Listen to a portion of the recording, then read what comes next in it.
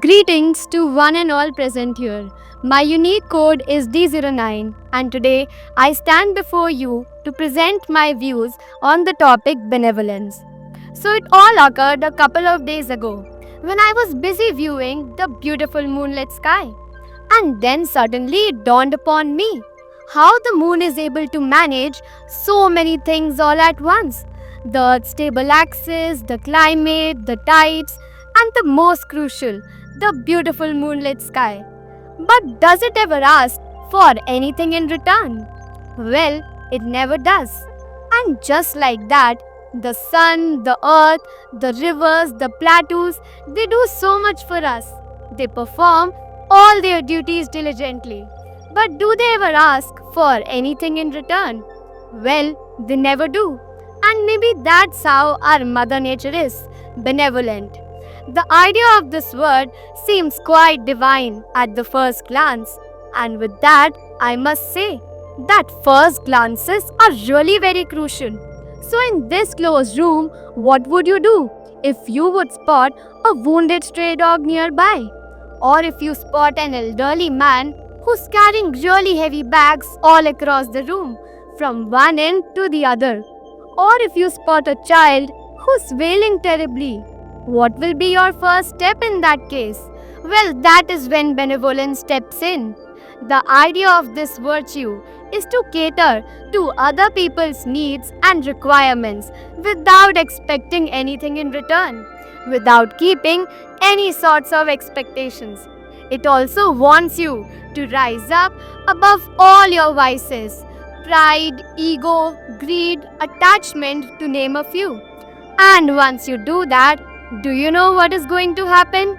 You will be one step closer to supreme peace or Atmasukh and miles away from fame. Isn't that what we want at the end of our day?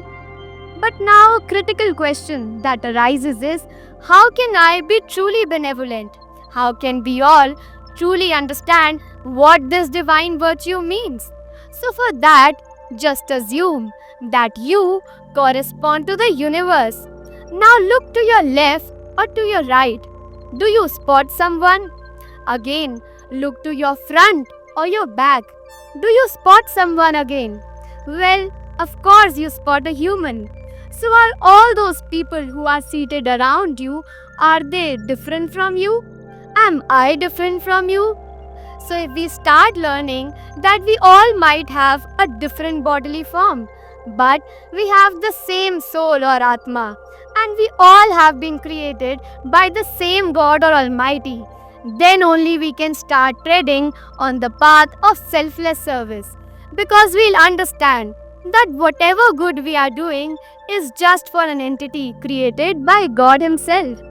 As stated in Satvastu Ka Kudarti Granth, that Karan Karavan Ape Hi Aap, which means that God is the doer here. It's neither you nor me or anyone else for that matter. In light of this, Sant Kabir Das Ji, who was one of the most renowned saints of olden times, stated that Vriksh kabhu nahi fal bake, nadi na sanche neer. Vriksh kabhu nahi fal bake, nadi na sanche neer. परमारथ के कारणे साधुन धरे शरीर. परमारथ के कारणे साधुन धरे शरीर. Which literally means that a tree never eats its own fruit. A river never quenches its thirst with its own water.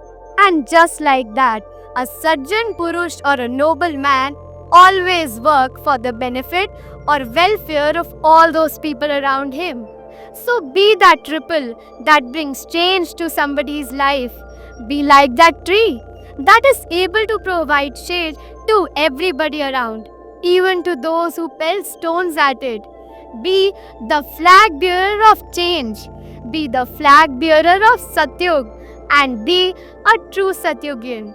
Thus, I would like to conclude this by saying that तू ही तू मुझ में समाया, तू ही तू हम सब में समाया.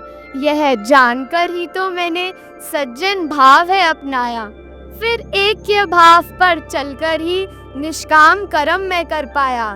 फिर ऐक्य भाव पर चलकर ही निष्काम कर्म मैं कर पाया. परोपकार की राह पर मैंने कदम बढ़ाया। आत्मिक सुख की प्राप्ति हेतु अपने जीवन को सार्थक बनाया। Thank you.